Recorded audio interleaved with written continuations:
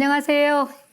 오늘은 6월 1일 날마다 주께로 큐티지 86페이지입니다.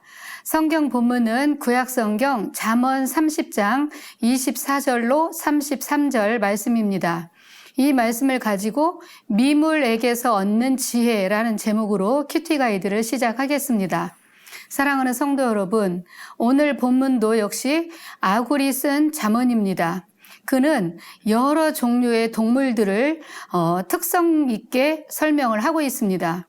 우리가 보기에 작고 보잘것없는 미물들을 통해서조차 우리가 살아가는데 필요한 지혜가 있음을 교훈함으로써 사람들이 교만하지 말아야 될 것을 역설적으로 설명을 한 것이지요. 내용 관찰 1번입니다. 개미가 지혜롭다고 하는 이유는 무엇입니까? 25절을 보면 곧 힘이 없는 종류로되 먹을 것을 여름에 준비하는 개미라고 하지요. 개미는 사람이 지나가다가 모르고 밟아도 모를 만큼 작고 보잘것없는 생명체이지요. 그렇지만 그런 개미가 누가 알려주지도 않았는데 먹을 것을 구할 수 없는 추운 겨울이 온다는 것을 알고 일할 수 있는 여름에 열심히 먹이를 저축하는 것을 보게 됩니다.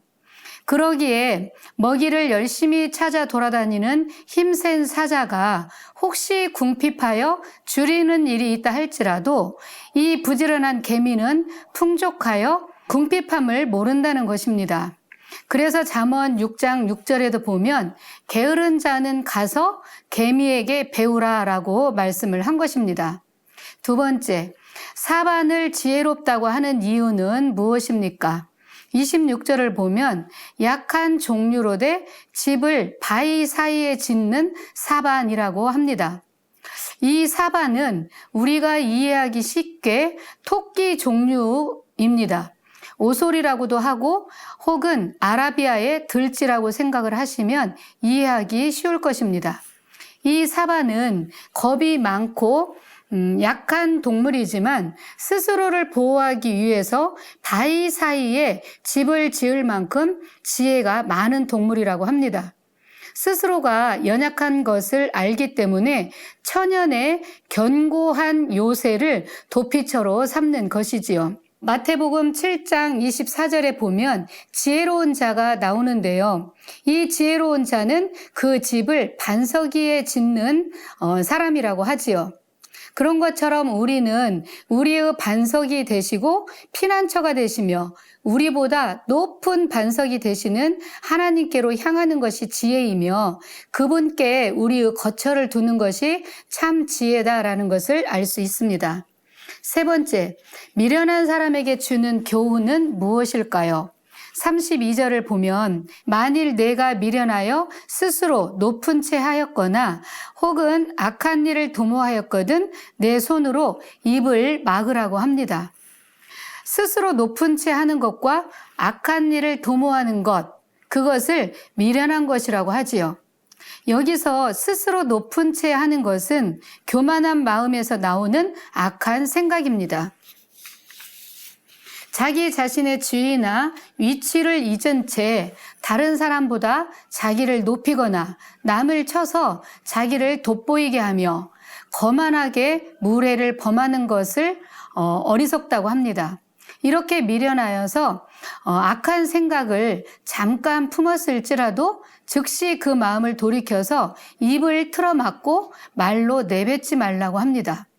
교만하여 악한 생각을 품는 것도 나쁘지만 그것을 말로 내뱉는 것은 더욱 악한 것입니다.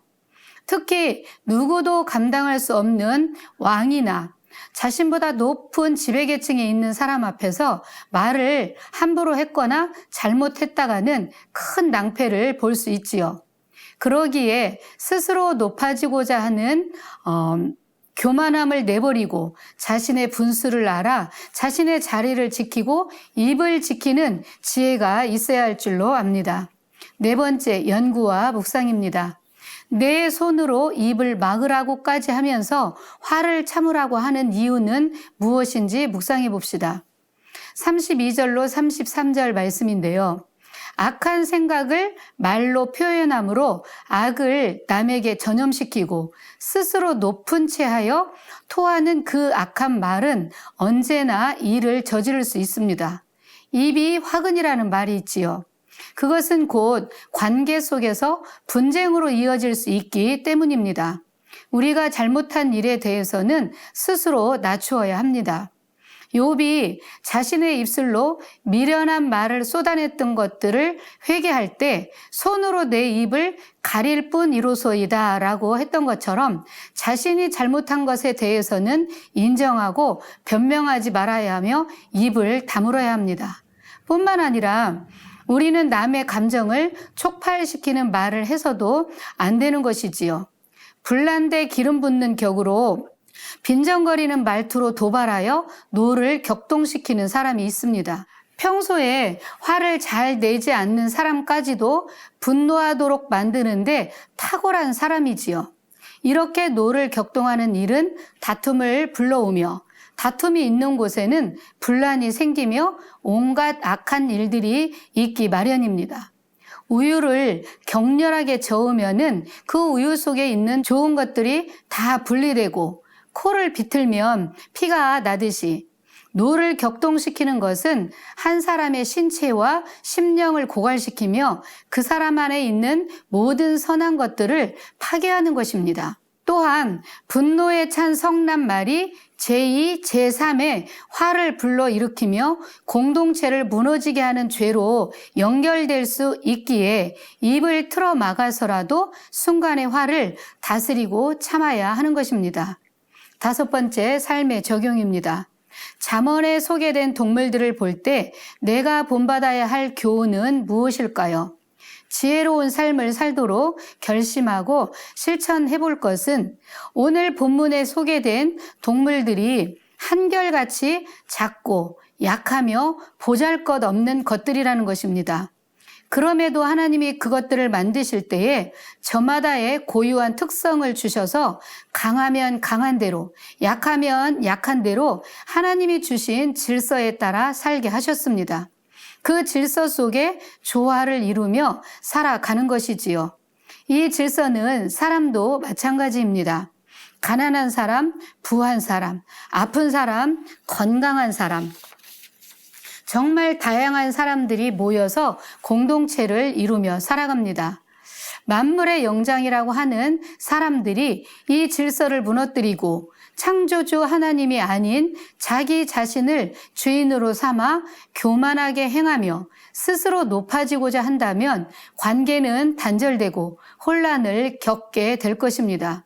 이런 미련함을 버리고 하나님이 주신 질서를 유지하며 질서를 따라 사는 저와 여러분이 되었으면 좋겠습니다. 감사합니다.